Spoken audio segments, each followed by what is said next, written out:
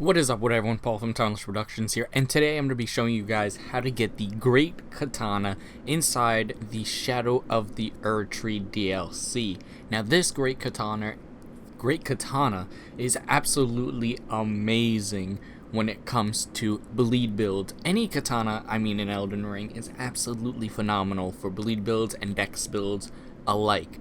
But with this Great Katana mixed with some other weapons that I will show off at the towards the middle of the video, you guys will be able to see how you can build a amazing dex and bleed build with a couple of different DLC weapons. Anyways, let's go ahead and get right into, of course, the showcase of the Great Katana and see exactly how this weapon holds up and its abilities. So, with your regular attack for your RB or R1 attacks, you do basically like a 4 stance kind of hit where it's just boom, boom, boom, boom. For your R2 or RT attack, you do a heavy swinging attack from left to right or right to left, which makes it absolutely devastating. I also put seppuku on this. Again, if you're gonna do this, I would suggest doing it with bleed and seppuku.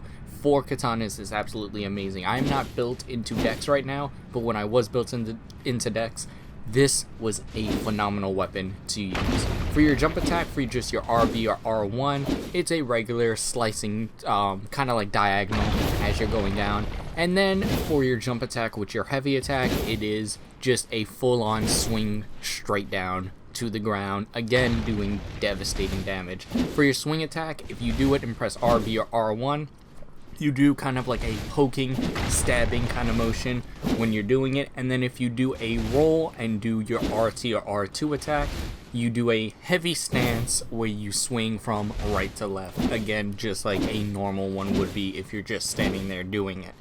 So, with that being said and showing off this weapon, let's go ahead and get right into the stats. Now, for the stats, I have this fully upgraded to plus 25. Again, I do have seppuku on it, and right now I'm built into arcane, so I'm doing way more bleed loss build-up than you would if you were just straight dex kind of build. But we do 301 by 120 for damage, and then adding that bleed on is absolutely amazing. It is one of my favorite things to use ever in this game, in general, for any kind of katana whatsoever. We also, if you pair it with the Dragon Hunter's Great Katana, it is absolutely devastating. You could definitely 100% power stance it, or even Rakasasa, that one, Great Katana. It would be an absolute amazing build both together, and you could put seppuku, I think, on both of the Great Katanas, which makes it better. Not the Dragon Hunter's one, of course. So, starting from our very first site of grace, a gravesite plane, we're going to go ahead and take the road up past the Scorched Ruins, all the way up to 3-Path Cross Grace. From here, we're going to head to the left, and we're going to head up here to this village, which is Great Bridge North, and it's the Abandoned Ailing Village. And right over here to the left of it, where this like pond is where we are actually going to fully find the Great Katana. So we're gonna go ahead and head over there, just follow the path that I take, and we'll be able to make it there like it's absolutely nothing. So from here, the site of grace, again, head forward, head directly to the road right up here, and we're gonna take a left like we normally do for any other kind of weapon in this game whatsoever. So once we get over here to the road, go ahead, head left, and head through the archway in the Scorched Ruins. Completely follow this path all the way down like we always do to go anywhere inside of this DLC. This is the main road to get most places.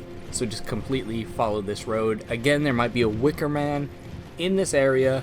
He is devastating. Avoid all of his attacks. Avoid him in general if you can. He might be a little bit hard, but it is pretty simple to avoid him. So just completely keep following this path, and eventually towards the archway on our left over there, we will find a Mikola cross just a couple of inches away from the road over here. And the site of grace, the 3-Path Cross site of grace, will be right next to it. So if you guys have not discovered it and you're just starting the DLC right away, here is where you'd find this side of grace. You also get a Erdtree fragment from the Mickle Cross.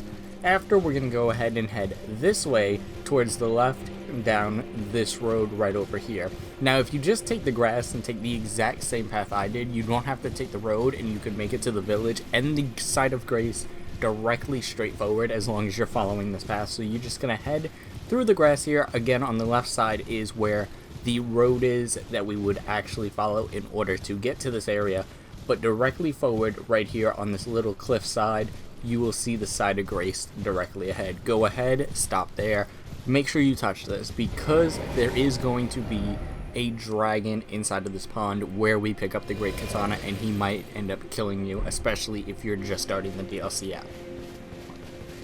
So once we rest here at the side of grace, we're going to go ahead and head over there towards the pond.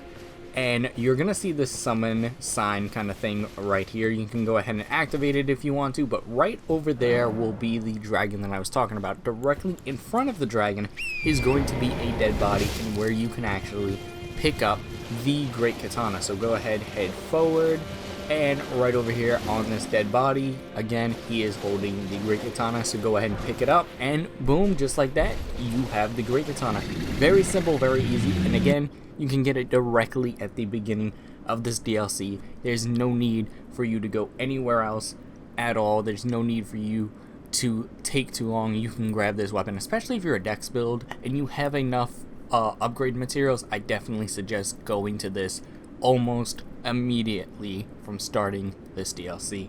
So with that being said, we're going to go ahead and end today's video. We will definitely have more Shadow of the Erdtree videos coming up. There is a lot of content to still cover, so definitely be ready for all those videos and check back on the channel every single time. So thank you guys for watching. Be sure to like, comment, and subscribe for more content. We'll see you guys in the next video. Goodbye, and remember to stay timeless.